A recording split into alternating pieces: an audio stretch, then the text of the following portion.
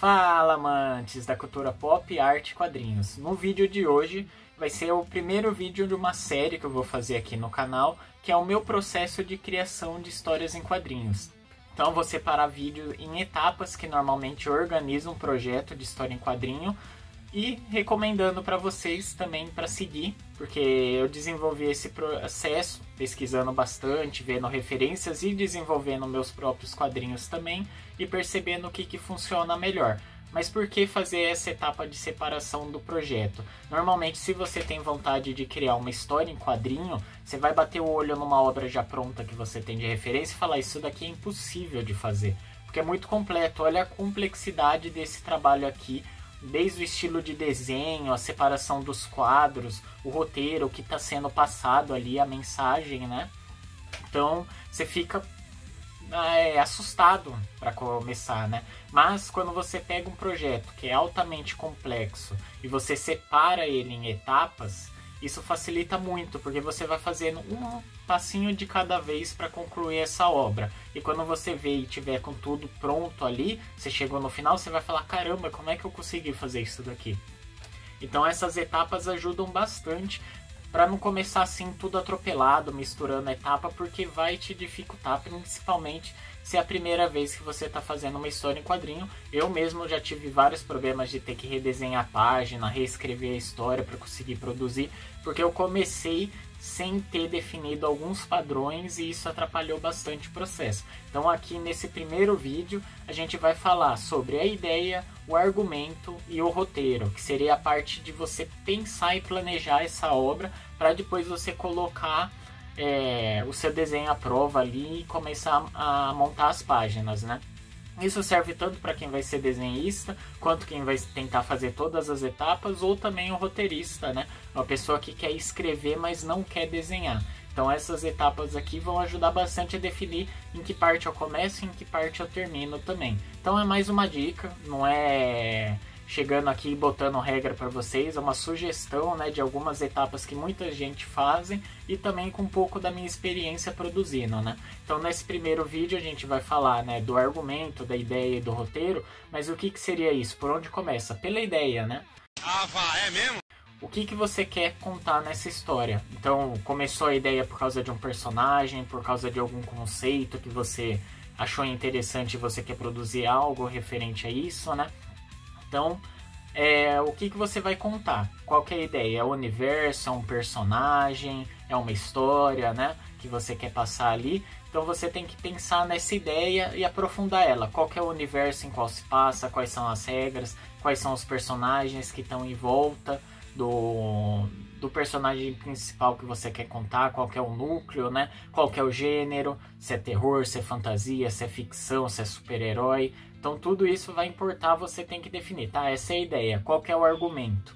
Então, por onde vai começar a sua história e aonde vai terminar ela. Você não precisa ter exatamente todos os detalhes, né, já definidos no começo, mas é importante para quando você vai escrever saber onde você vai começar e ter o final, onde você vai terminar nessa história, seja ela um one shot ou seja ela depois uma série sequência, né? Você tem que ter mais ou menos a jornada ali definida do começo e do final para depois você conseguir escrever melhor a parte do desenvolvimento, que é a parte do meio, né, dessa história.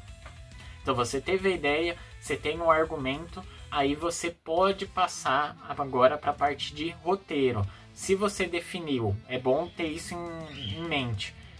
Que tipo de história vai ser e quantas páginas vai ser o one shot? Para quem está começando, eu recomendo ser one shot, porque é uma história com começo, meio e fim em uma edição só. Porque a pessoa, quando está começando, ainda está aprendendo, se fazer uma série muito longa, pode acabar se perdendo também.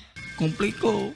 E cansar com o tempo, né? Porque o projeto vai ficando muito maçante e você tem outras ideias. Então você começa uma ideia e não termina, começa e não termina.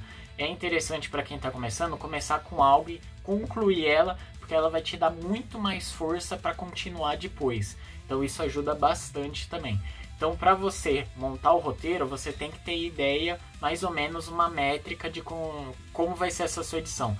Vai ser um one shot de 30 páginas, então você vai ter que compilar esse argumento em 30 páginas de roteiro para você desenhar depois e separar depois dentro dessas páginas os quadros, né, para compor a sua história. Então isso é muito importante você saber qual que é o tamanho da sua história que você vai produzir, para quando começar o roteiro já ter isso em mente, que você tem um limite para ser feito, para você não devagar demais, ir muito longe, extrapolar demais a quantidade de página e você não conseguir concluir essa história porque vai virar um bicho de 7 cabeças.